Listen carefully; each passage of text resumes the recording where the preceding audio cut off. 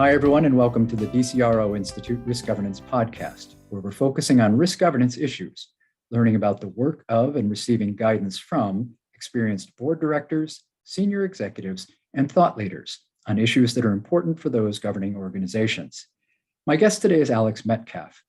Alex is the global head of public sector to the Association of Chartered Certified Accountants, where he focuses on leadership and policy in the public sector. He's an experienced economist specializing in tax policy and has graduate degrees from both Oxford and Cambridge, with emphasis on accounting, business policy, and comparative social policy. Alex has worked across central, provincial, and local governments in the UK and Canadian civil service, has published material across a breadth of public sector topics, including infrastructure finance, employment law, and fiscal policy, and serves on the editorial board of the Public Service Accounting and Accountability book series. Welcome, Alex. Thank you, David. It's great to be here today. I'm glad you can join us. As I talk to people about this podcast, my goal is to bring people in who have interesting perspectives and new ideas. And in our first conversation, that was one of the things that impressed me most about you and your work. So I'm wondering if you can help our listeners understand a bit about what you're doing with the ACCA and the public sector. And I think that'll set the table for the rest of our conversation. Sounds excellent, David, and really kind of you to say as well. So as a brief background for your listeners today, ACCA, the Association of Chartered Certified Accountants, is a global professional body for accountancy and finance. And we're quite privileged that we actually have over, I think it's nearly 230,000 members now and almost 500,000 students around the world, so in 179 countries. And with that global footprint, there's then a global infrastructure that sits alongside it of different offices and centers to support it. And that makes for some really interesting work that I get to do, David, around our ACCA members, so our professional accountants who are members of our association, who are working in the public sector. And to help them in their work, I undertake research and different policy endeavors. So this is looking at developing international standards and supporting their adoption, undertaking global research, and I hope we get to discuss some of that today and talking about some of the best practices that we look to promote globally. And of course, really important to my role within ACCA is the training of professional accountants that are ready to deal with the challenges of the public sector in what has been a very challenging time, making sure that we have the skills needed for the future across a variety of public sector entities. Well, and I think not everyone is aware of the size of ACCA. I mean, that's pretty impressive, especially when you mention 500,000 students that are involved, because we look about what the future is for the work of accountancy and accountants. And now in this focus on the public sector, I think some of the things that we're going to talk about today relative to the accounting influence and the potential for accounting influence on performance of the public sector will interest people. But let me go back a bit, because in the introduction, I had mentioned that you've done work within the UK and the Canadian civil service. But take us back and tell us a little bit about how you got to this place. How did you get to this role with ACCA? Well, I think from my own story, this is one where I've very much been committed to public service in different guises and really interested in either working with or for governments around the world. And that started in Canada. So it started with working in local government in the Canadian context. And actually did a bit of back and forth between the Atlantic. So going between the UK and Canada for a number of years. And maybe actually, David, it's probably fair to say actually, in getting me to this place now, what really got me to the UK was love. So and having met my now wife in the UK in London, I met her 2 weeks before moving back to Canada to work with the Ministry of Finance there and doing the tax policy work that you'd mentioned in the introduction. And after a number of years long distance, said, no, I think marriage needs to be in the same place. So we came back and didn't have a long distance marriage, and it's brought me back to London. But of course, it's actually very much a passion for public finance too. So having worked across local, provincial, central governments, it's now a really fascinating role that I found here with ACCA, where our public sector members work with supreme audit institutions. So these are the auditors general around the world who are auditing the financial statements and setting up performance audits on value for money, as an example. There are also many individuals who work in the kind of leading roles across policy too. So really at the kind of forefront and driving change in the public sector. And it's a real privilege to be able to do that in a day sometimes, if I'm lucky, starting in Asia, making our way through to Europe and Africa, and finishing the day with North America and the Caribbean and others too. So it's quite a fascinating role in being able to share that across our global networks. Well, and I think being placed in London gives you that advantage too, of being able to work across all those time zones.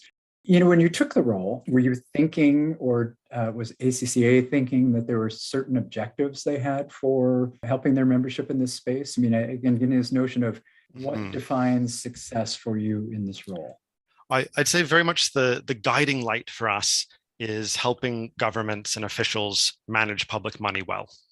So I think we're now at a point, it's probably fair to say that many of the different fiscal illusions, for example, so these are to get to accounting, some accounting devices that can be used to give the view of change without the substance sitting underneath it. These kind of things are just not going to work in the financial context that we now find ourselves in. So here in the UK, for example, the debt to GDP ratio has just tipped over 100%. And that's not including some of the much broader liabilities that many governments, not just advanced economies, are taking on at the moment. So I'd say that's probably the guiding light for us, David, is managing public money well and supporting members in doing that, and also supporting many other public sector institutions too. So it's not just that broad membership of 230,000, but it's also very much individuals that I get the pleasure of interacting with, on supporting them on improving their skills or in sharing good practice too. And hopefully, we get to dive into that a little bit today as well in our conversation. Well, and the public sector affects everyone. So I think your work there means not just the membership, as you'd said, but all of us that are listening. This term you just used, fiscal illusions. Yes. We're thinking of that, I think, in some corporate scandals, that have played out in various parts of the world. Fiscal illusion, I think, is a great way of describing it. But you hinted just a bit at contingent liabilities in the UK and elsewhere. And I think these sort of, there's a term you used, and I'll get it wrong, and maybe we'll talk a little bit more about this later. I think it was below the line or reference to things that we don't necessarily see in any of our financial statements. Gets to this core element of trust. And you had talked, somewhere I'd read, or maybe it was in a conversation we had, that trust is at the core of public sector performance. So performance, obviously, getting to the goals of the entity, the government entity. Can you elaborate a little bit on how trust impacts whether public sector performance is good or below expectations? Definitely. Yeah, I think this is a real insight that comes through from some of the work at ACCA, but also what we see more broadly. And I might actually just start by turning it on its head. So we talk about trust driving public sector performance. There's some great research actually that shows it's from an EU research agency. It's called Eurofound, and they surveyed nearly 90,000 people across Europe, across the EU. And what they tried to sort out, what they tried to really figure out here was, what were the variables that drive trust in institutions? So that actually kind of provides that bedrock for social cohesion, for what we'll also talk about in terms of public sector performance. But by far the single most important variable that they came across in this probably unprecedented size of a study was perceived quality of public services.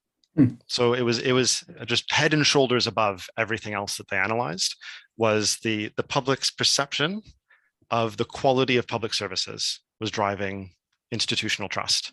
And that, I think, that really gives you something of a guiding light in how public sector institutions need to be working towards high levels of performance, such that they can turn that into something of, I hope, a virtuous circle, actually.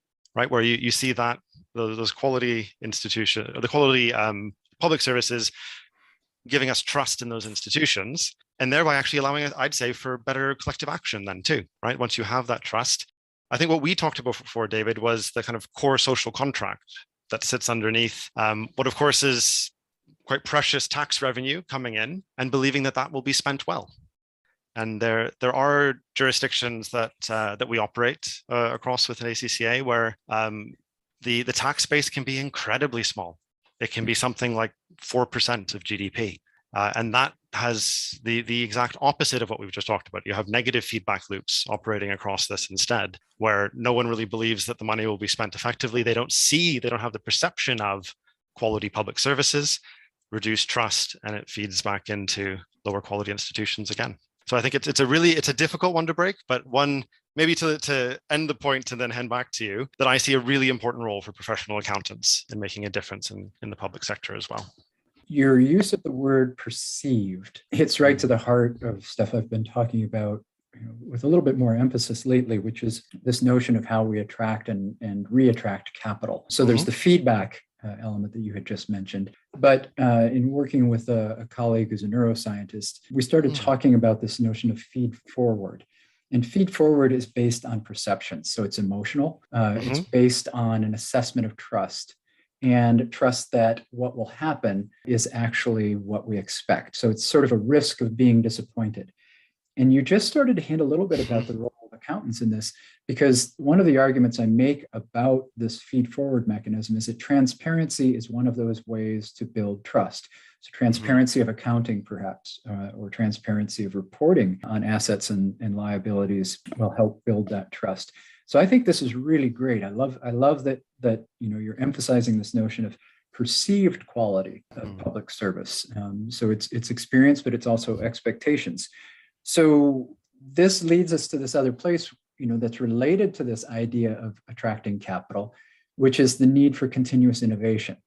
And most of us don't think of the public sector as a place of innovation. We tend to think of it as a place of confiscation. If we, especially here in America, we've got that as, I think, one of our founding principles.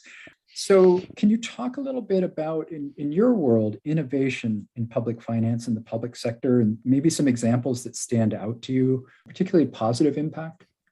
Definitely, I'd love to do that. So that's it is actually a subject that we spent some time on, partly as a myth-busting exercise, David.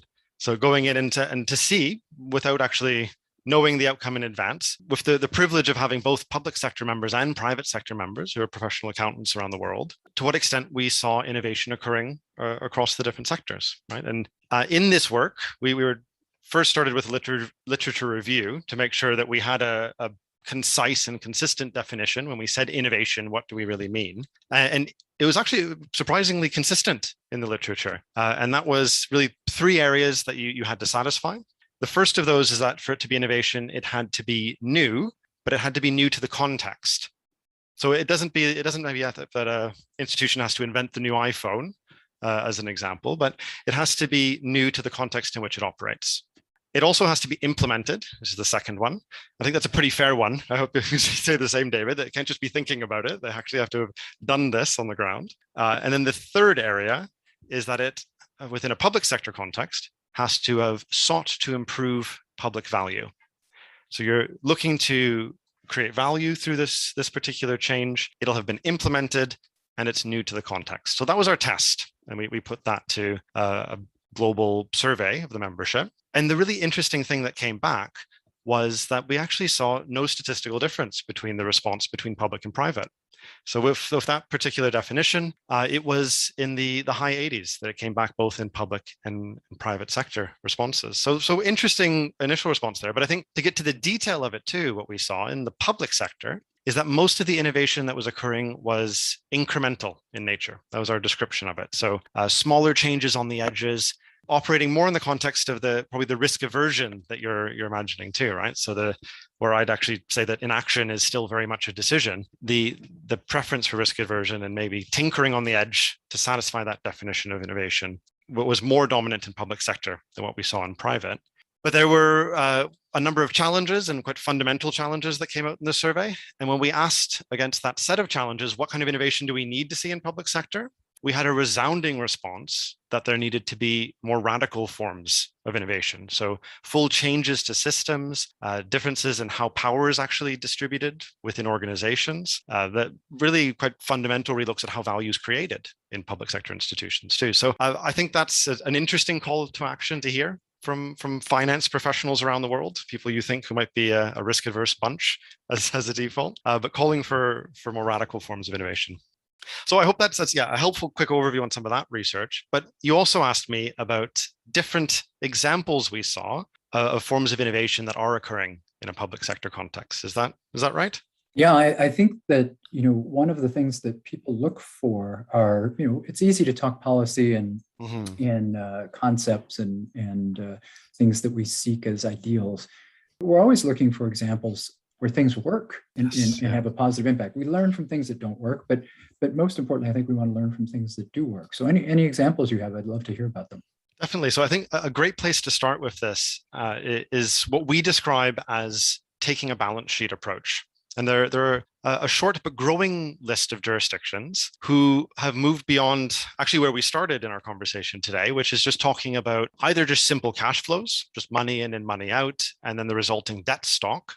So your debt to GDP ratios. And they've gone from that fairly simple perspective and presentation to one that is necessarily more complicated, but much more comprehensive and robust. And that's instead taking a public sector net worth perspective. And that public sector net worth position will include not just debt liability, but it'll include the full range of public assets available to a particular government. It also looks at a really important set of non-debt liabilities. So a fairly consistent and important example around the world is public sector pensions. So you'll see in any one year, there's money that might be moving out of public sector organizations to fund or to pay for public pensions. But ultimately, there's a much larger liability that's often sitting behind that for the full staff that might be represented within the public sector organization. And that's a much bigger liability that needs to be thought about and managed actively instead. And this has really come to the fore, David, in the last 18 months through COVID, because of the very substantial responses that we've seen to the pandemic. And that's the IMF estimates it's something like 16 trillion US dollars that's been spent globally in response to COVID-19. At the time that we undertook some research in this area, the majority of that response was on those below the line interventions. So interventions that will not show up in your standard cash flow analysis, they won't show up in a debt to GDP ratio. And we need to look instead to the jurisdictions who have this comprehensive public sector balance sheet, who provide a view of the contingent liabilities that are actually arising. So very often what's causing this are promises. The governments who make promises that, for example, if a small business isn't able to make a payment on a loan, the government will step in. This is also takes the form of equity injections, different forms of guarantees. So all of this is actually creating significant risk on public sector balance sheets. And really, it's been public sector finance professionals who've had to step up and start to provide really useful information to decision makers on how to put together response packages to COVID-19 and how to think about how we manage these new contingent liabilities into the future in our public sector balance sheets that we need to all be managing, whether you have the information or not.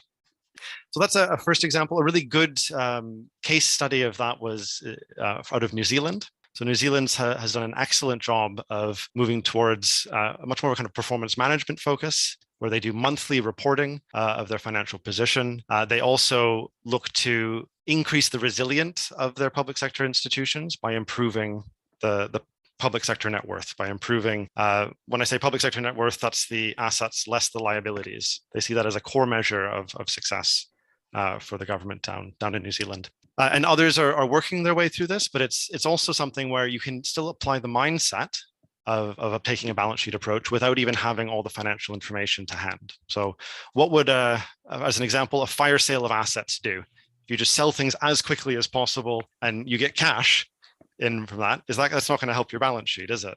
As an example there. And instead, what you see in a public sector balance sheet approach is you understand that it's not money falling from heaven, as it was described as one expert to us. Instead, it's having an impact on your overall financial position. Your fire sale of assets has actually reduced your public sector net worth. So I think there's really a lot to be considering within that broader approach there, and that we've really been trying to champion this globally at a time where there is a ballooning of these contingent liabilities around the world. So that's one example for you. Maybe a very quick one that I'd also mention, and it's a perennial area of focus for public sector finance professionals, and that's around outcomes-based budgeting. So I imagine, I think it's the case now that here in the US, you're looking at another potential cliff with not making debt payments, and this is one where you can see some, what I might describe at least as poor practice in setting fiscal limits by governments. There's other practices we often see, which is focusing on inputs instead. So finding if there's a particular social problem we're trying to make a difference in, and that it could be homelessness, for example. The focus by government can often be, because it's much easier, is how much are we spending on it, and can we just announce that we're spending more? So we were spending 100 million US dollars on this. Can we announce that we're spending another 50 million, right? So that's the input focus that you very often see across public sector institutions. But the really good pockets of good practice that we see is a transition towards outcome-based budgeting. So instead here, the starting point isn't how much did we spend last year and can we index that to inflation, or can we maybe announce an increase in spend? Instead, it's what are we trying to achieve as a government or as a specific public sector institution, and then aligning the budget or the spending review over a number of years to those particular outcomes, and making change based on what could be pilots and information that comes back from it. So I think there's some interesting pockets of success in this, and one of those is actually in Baltimore. So I'd encourage you to have a look at Innovation in Public Finance, a report we did for ACCA, as ACCA, that talks about the case example in Baltimore of moving to outcomes-based budgeting. Well, I'm glad to have you reference that. I do want to make sure people look for this other paper, which starts to get into the difference between a balance sheet approach to public finance, which you co-authored 3 or 4 months into the pandemic, and it's really well done. There are things that I think those of us outside of the public sector don't necessarily get into our minds easily. And that's this notion that our federal governments have, or even our local governments have, a balance sheet. So I think we're used to an income approach, right? It's deficit spending, it's surplus, whatever it might be. We're really looking at it that way. In this paper, though, you go into the approach, and you hinted just a second ago at it, at the New Zealand model.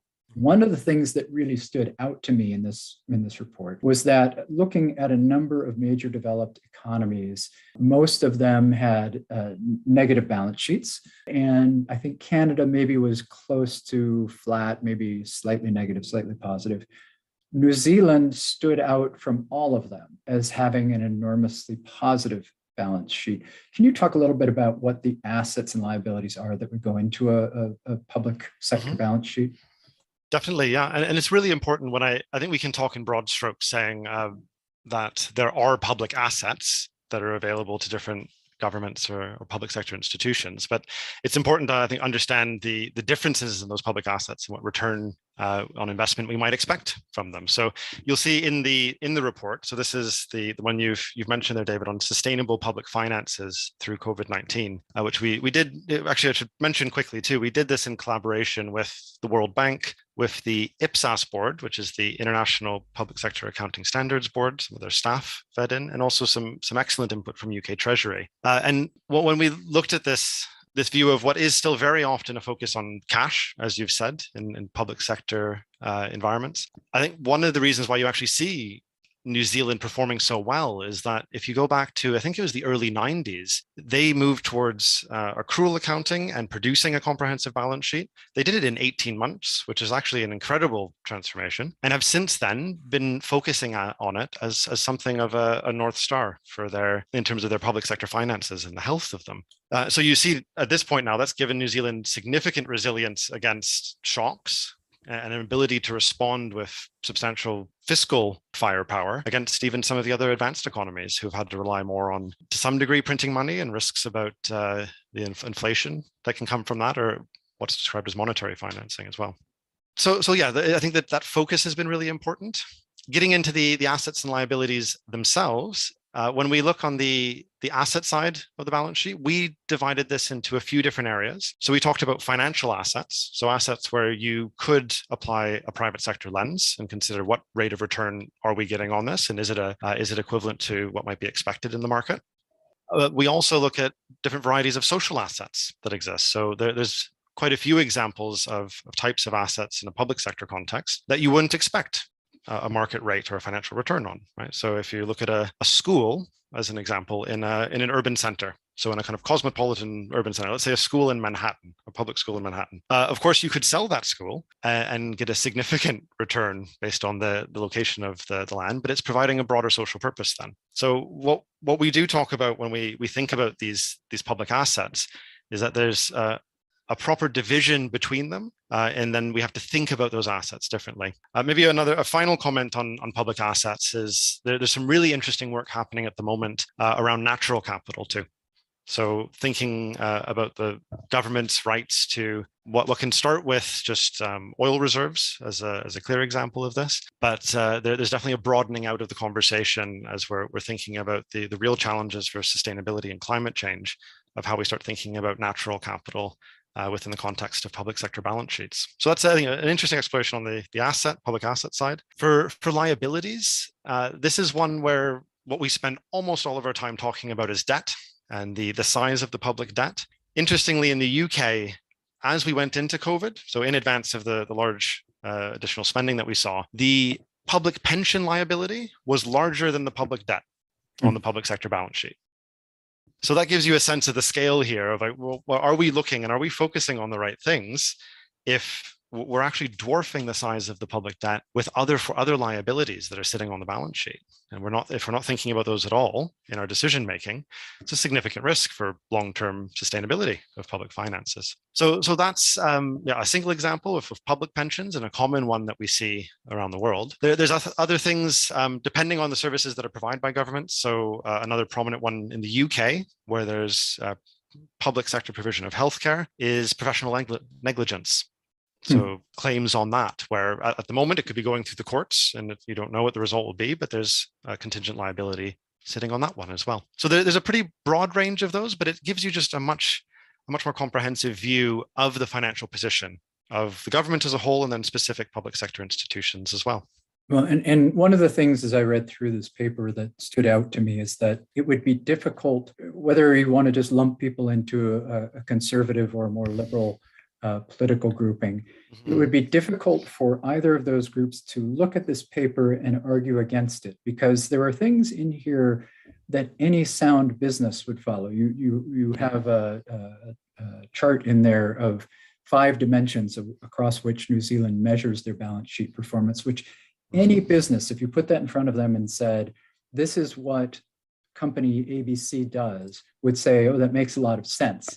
They wouldn't expect that to be from a government, but it's really, essential for all of us to run well. So if we want our governments to run like businesses, this is again another great model for that. You touched on capital, and we have just a couple of minutes left, and I want to make sure we get to a subject that you also introduced me to. But this notion of capital and trust and capital attraction, again, I want to commend this paper to people to read, because what is in here is applicable to the private sector as well as the public sector. I'm just glad to see it being applied in the way that you did. So let's go to something very different, and I would imagine most of our listeners are not aware of, and that's this notion of participatory budgeting. It sounds like something cumbersome, something that perhaps is difficult to make work, but maybe you could just spend a couple of minutes describing it.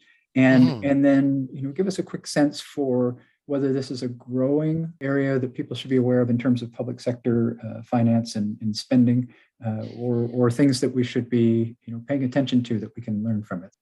Okay, so sounds good, David. So participatory budgeting, this is something that in some guise has actually been around for a few decades now. And going back, some of the original pilots were taking place in Brazil at a local government level. And really the concept here is that you, instead of just having a representational process, so having elected officials who set a budget that's then implemented by officials, you have direct representation from the public in setting either, it could be feeding into the whole budget and providing ideas on it.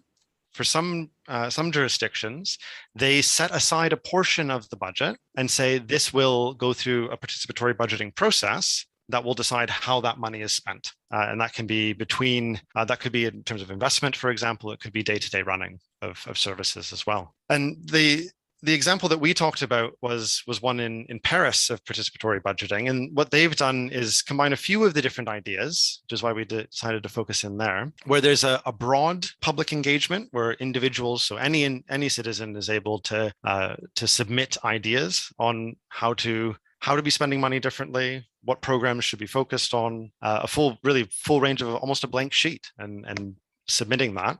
Some interesting models you see actually result in up or down voting, like you'll see in some online platforms these days. So ideas that have a broad public support will then move up that list in a budget consultation process. And then the interesting part for us as well, of course, as ACCA, of a professional body of different professional accountants and finance professionals, is the interface that we see between experts and officials directly with the public in that budget formulation process. And that's been a really interesting area to discuss in terms of the kind of emotional intelligence that's required in achieving that. And maybe to close us off on this one too, the interesting thing that we've seen, because very often it happens at a kind of local government level, is certain jurisdictions trying to do this nationally now too. So Portugal, as an example of that, where they've now set aside a portion of their budget to be set through a participatory budgeting process. Well, in reading some things about this, you mentioned earlier outcomes-based planning. Some of the outcomes that I read about included greater trust in government, more representation of people who have fewer resources. And there was a different term, Bob Monks has written about something called corpocracy, which is the idea that large corporations guide a democracy because they have greater resources. In essence, it seemed like through this participatory budgeting, there was movement away from that and towards individual power, but it winds up being expressed through the collective. So I thought it was very interesting in its origins, its outcomes. I particularly appreciate this work that you're doing because we are in an environment here in the States, certainly, of greater and greater distrust of public institutions. And I think what you're getting at in your work, and getting back to that early question about some of your objectives in this, your work has the potential to bring us back to a place where there's greater faith in ourselves and our institutions because they become more representative, because they have greater transparency and greater trust. So I hope that you find success, continued success, I should say, in your work. And I appreciate your time today. Half an hour is not enough time to spend with you, but hopefully it brings people to more of your research. Excellent. Thank you very much for taking the time today, David. I enjoyed our conversation.